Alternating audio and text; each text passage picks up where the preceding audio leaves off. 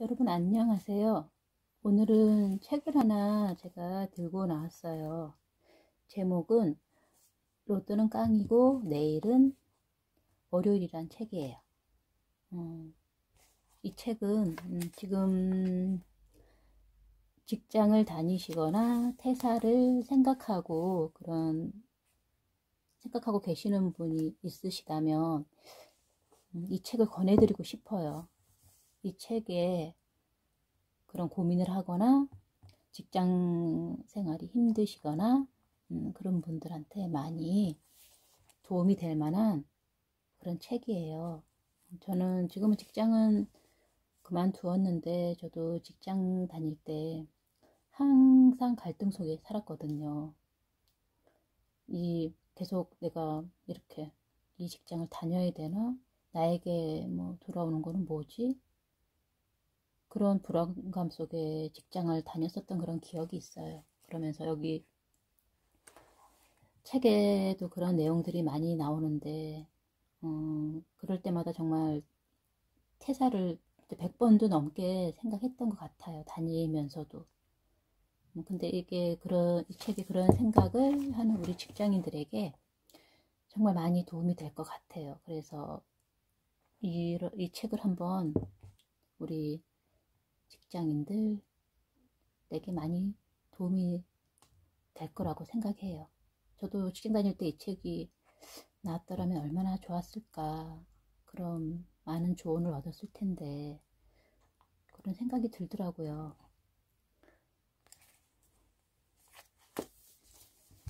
그래서 제가 한번 읽어 드릴게요. 우선 이 책은 퇴사가 아닌 출근을 선택한 당신을 위한 노동 권태기 극복 에세이. 그러니까 퇴사를 생각하는 우리 직장인들에게 그런 권태기들을 이겨낼 수 있는 그런 내용들이 이 책에 많이 들어있어요. 이하루 지음, 홍익 출판사 책이고요. 여기 지은이 이하루님에 대해서 제가 잠깐 소개를 해드릴게요.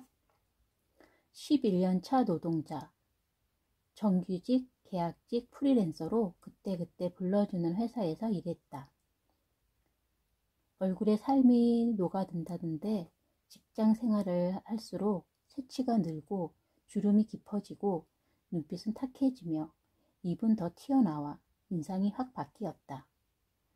덕분에 회사에 앙금이 좀 있다.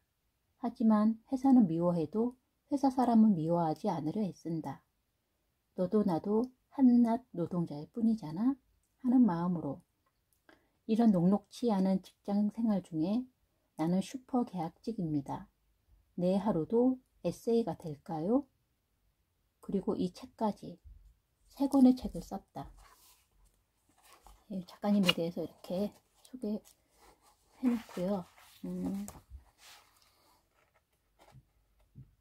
일단 프롤로그 부분을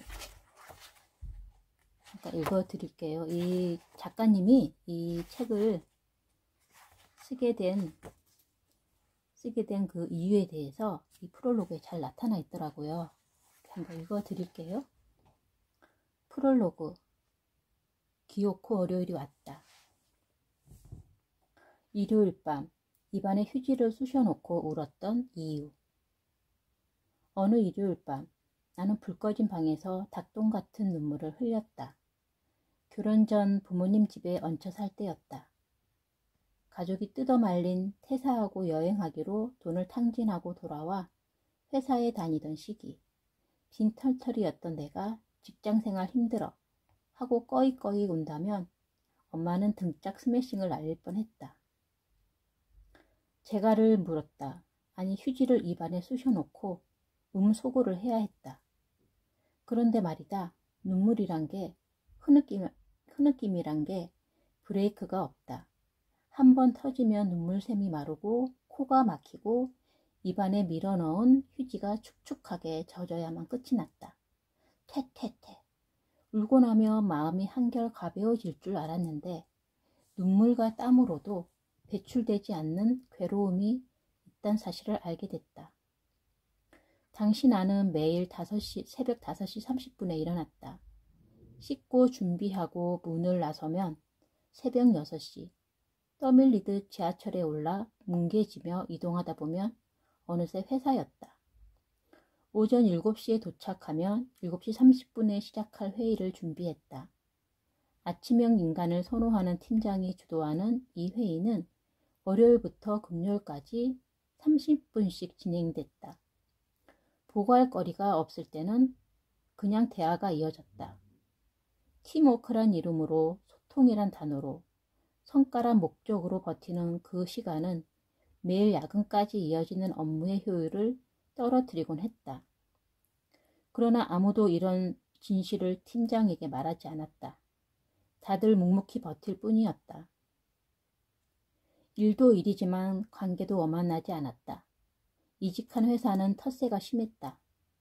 실제 성격보다 날카로워 보이는 인상을 지닌 나는 왕따를 당하기 적합한 부류였다. 업무 환경도 편하지 않았다. 예를 들면 업무 내용이 나에게만 전달되지 않는다거나 나도 몰랐던 나와 관련된 엉뚱한 정보가 사람들에게 퍼져 있다거나 어렵게 내뱉은 의견도 무시되기 일쑤였다. 여기에 팀장은 한술 더 떴다.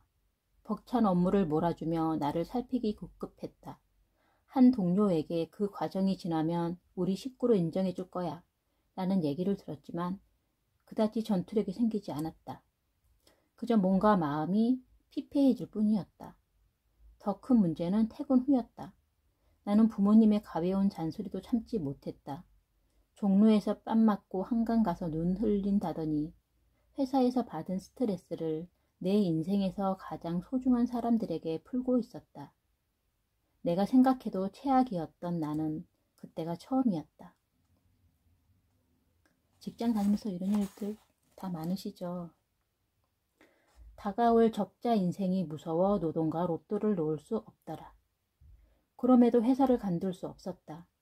언젠가 다가올 적자 인생이 무서워서였다. 2019년 통계청이 발표한 국민이 전 계정 조사에 따르면 한국인의 생애 주기는 적자, 흑자, 적자를 오간다고 한다. 태어나서 26세까지는 적자를 유지하다가 27세부터 58세까지는 흑자로 돌아서고 다시 59세부터는 쭉 적자란다.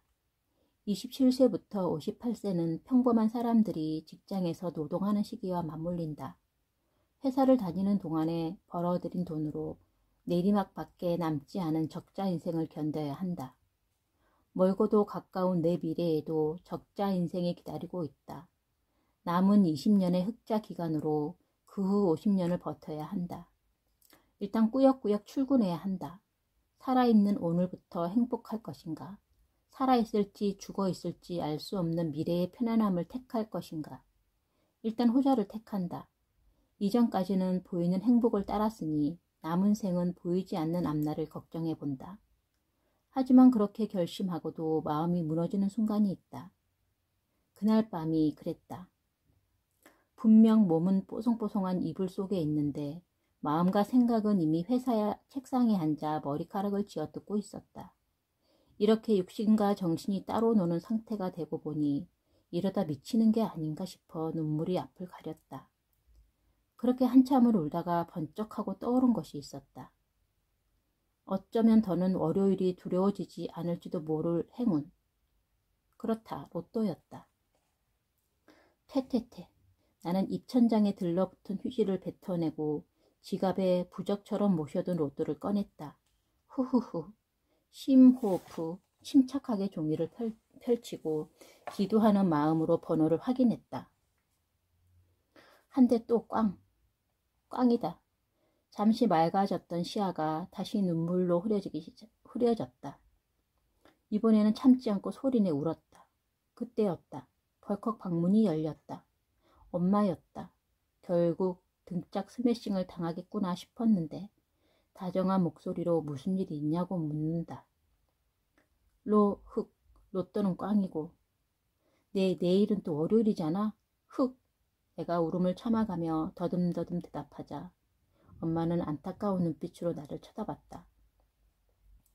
그리고 슬로 킥킥 내게 다가와 등을 쓰다듬어준다.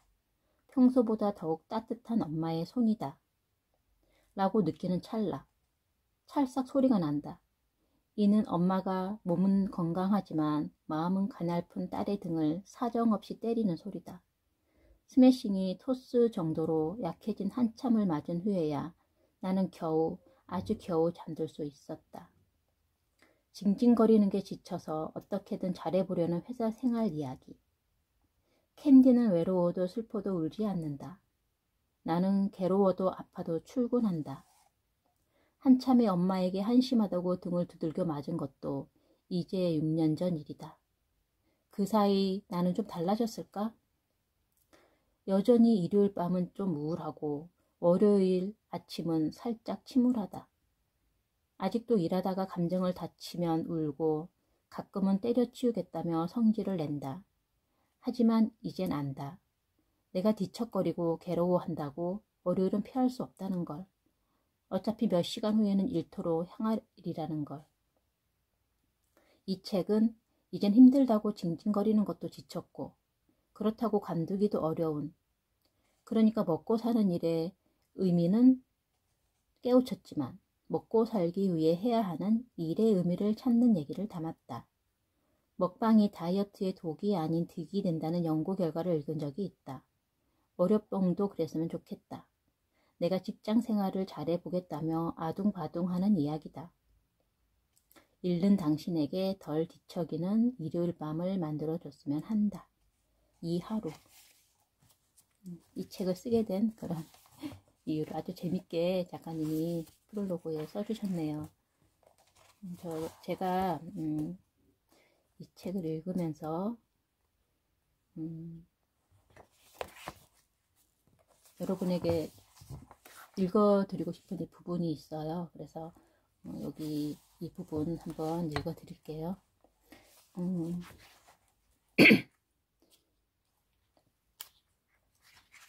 토이스토리란 그 디즈니 영화 여러분 아시죠? 그 영화를 그 직장인가 회사라는 거기에 빗대어 가지고 이렇게 여기 써주셨는데 너무 이게 마음에 와닿더라고요. 그래서 한번 여러분께 읽어드릴게요.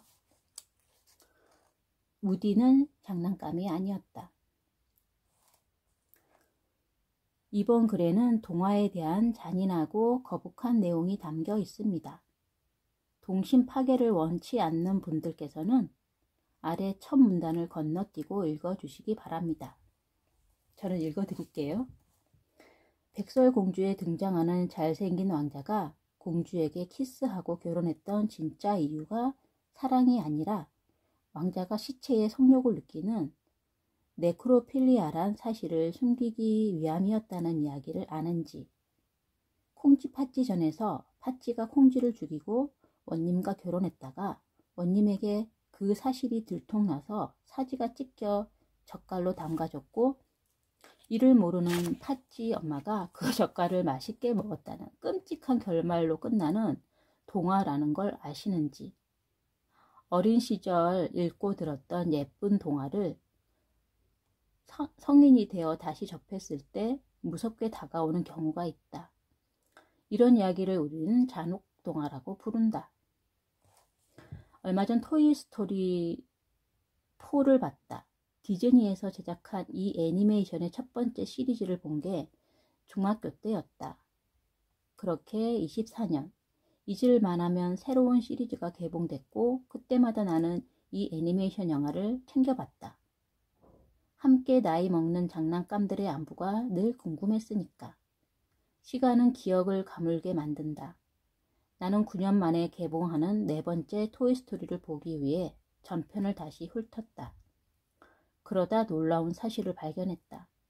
내가 봐왔던 전편이 모두 잔혹 동화에 가까웠다는 사실을 말이다.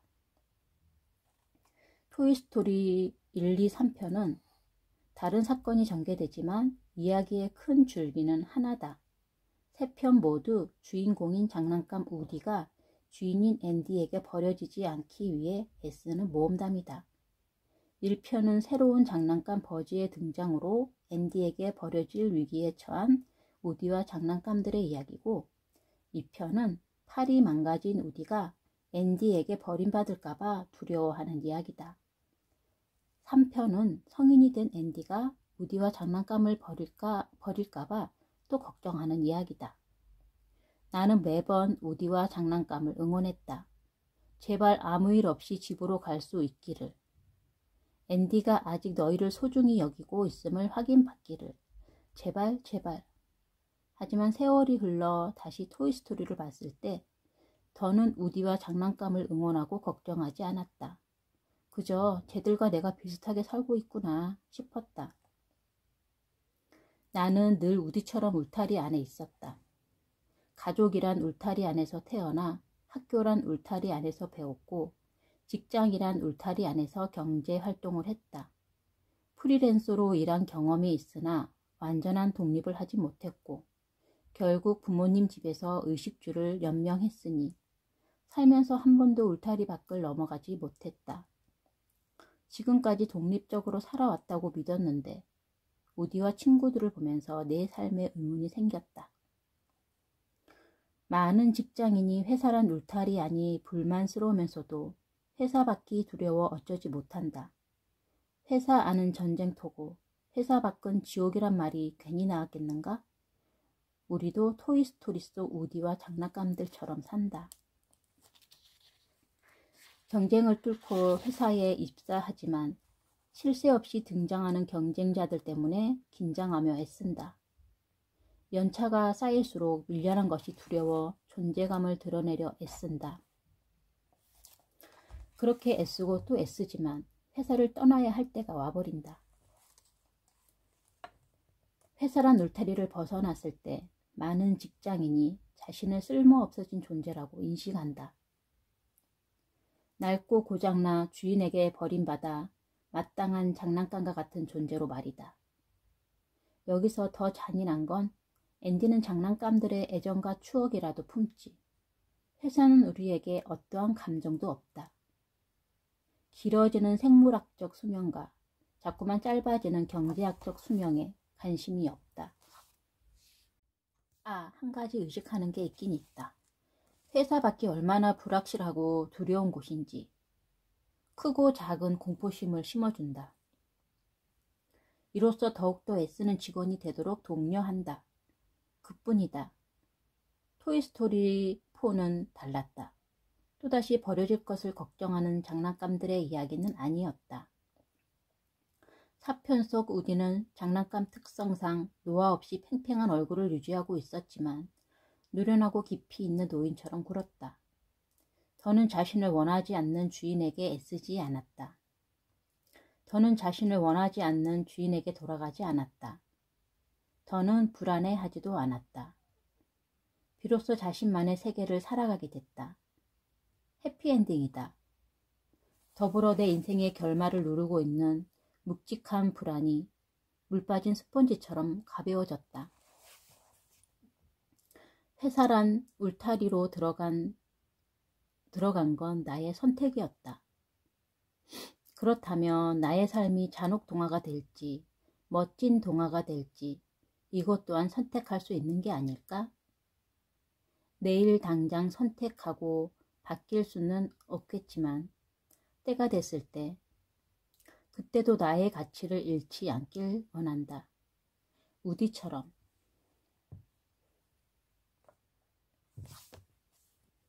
여러분 주말 잘 보내시고요. 내일은 또 월요일입니다. 다시 또 힘을 내서 이 회사란 울타리로 한번 들어가 봅시다. 그리고 멋진 동화를 한번 만들어 보세요. 잔혹 동화가 아닌 멋진 동화. 그리고 이 책 한번 읽어보시고요. 힘내시고 행복한 그런 직장 생활을 만들어 나갈 수 있도록 힘을 얻으셨으면 좋겠습니다. 여러분 감사합니다. 화이팅!